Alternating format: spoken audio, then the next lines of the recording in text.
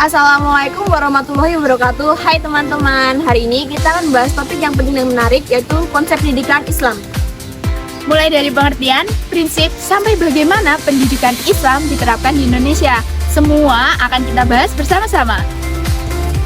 Yuk simak sampai akhir bagaimana pendidikan Islam memberi kontribusi yang sangat besar bagi pendidikan nasional kita. Pendidikan Islam merupakan suatu proses pembinaan dan pengembangan seluruh potensi manusia, baik secara jasmani, rohani, akal, dan akhlak.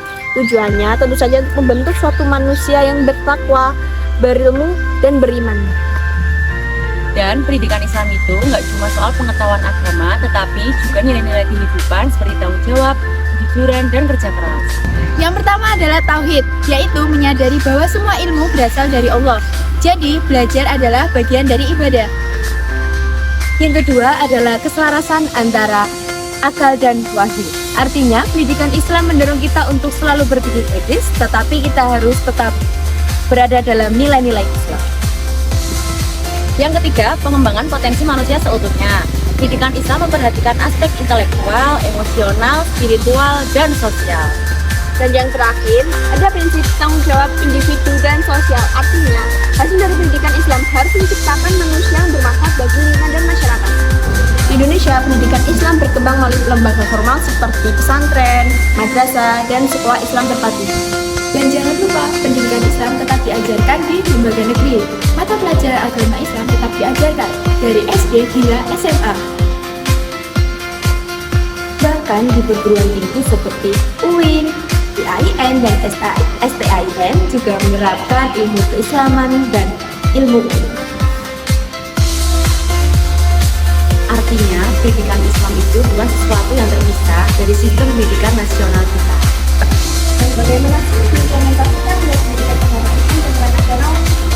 Contohnya, kayak kelas 2, itu sangat mampu dalam topik pelajaran Pancasila, karena itu sangat sejalan dengan misi pendidikan Islam. Selain itu, kurikulum nasional juga mengintegrasikan penerapan karakter, toleransi, dan juga kedisiplinan. Semua itu adalah nilai dasar demokrasi. Jadi, meskipun berbeda-beda, pendidikan Islam tetap utuh dalam sistem pendidikan nasional kita. Nah, kesimpulannya, pendidikan Islam tidak hanya penting bagi umat muslim, melainkan juga berkontribusi besar dalam pendidikan nasional yang berkarakter. Nah, dari kita memahami konsep dasar, kita bisa menghargai dan mengembangkan sistem pendidikan sesuai dengan nilai-nilai luhur. Jangan lupa, pendidikan yang baik bukan hanya mencetak orang-orang yang pintar, tetapi juga orang yang benar. Ya teman-teman, itu tadi adalah pemaparan materi dari kami dengan tema mengenal konsep pendidikan Islam dalam sistem pendidikan nasional. Dari saya, Adelia Gian Ramadhani dengan NIM akhir 050. Saya Alicia Zara Firada dengan akhir 0053. Saya Nadia Kusmara dengan NIM akhir 116. Saya sekarang Agita Nanutlari dengan NIM akhir 101. Sekian dari kami. Wassalamualaikum warahmatullahi wabarakatuh.